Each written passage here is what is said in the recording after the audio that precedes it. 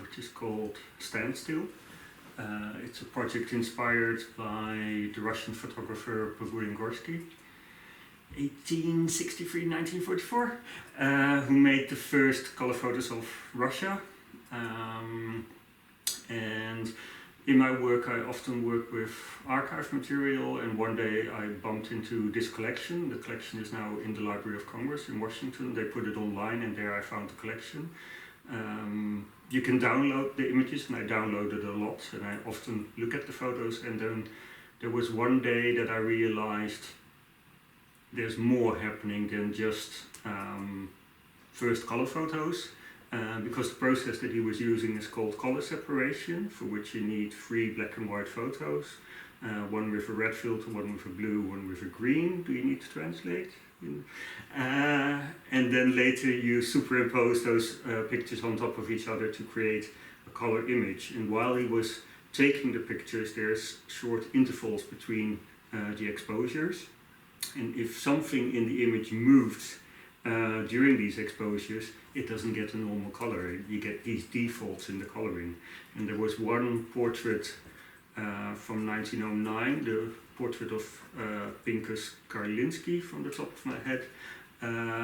He was the lockmaster, and the man stands perfectly still for his portrait, but he stands next to the river, and of course the river doesn't stand still. The river flows, so you get these defaults. And I noticed this in this photo, and then I realized these photos don't capture one moment in time, they capture time itself. You can see time in these photos.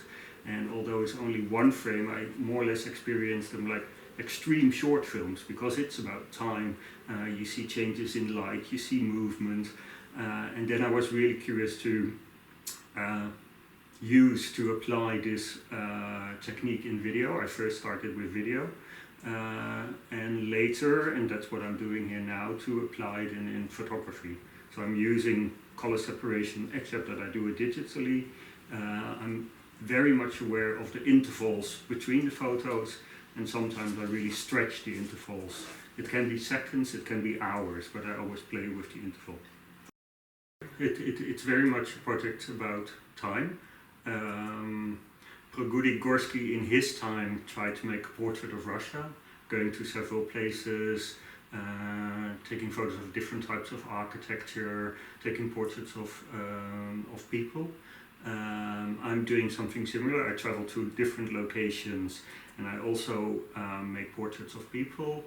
I have a different focus on architecture than he has, and in my project there is the time in the photo itself. There's also the much bigger time that I try to look at the modern history of Russia via color separation. So I'm focusing on 4 types of architecture, which is the traditional wooden houses, it's the constructivist avant-garde period, it's the Stalinist period, and it's the Khrushchevka and later panel houses. And these are very typical Russian types of architecture, although some people will question if Khrushchevka is architecture or not. So it's a project about time and modern history of Russia.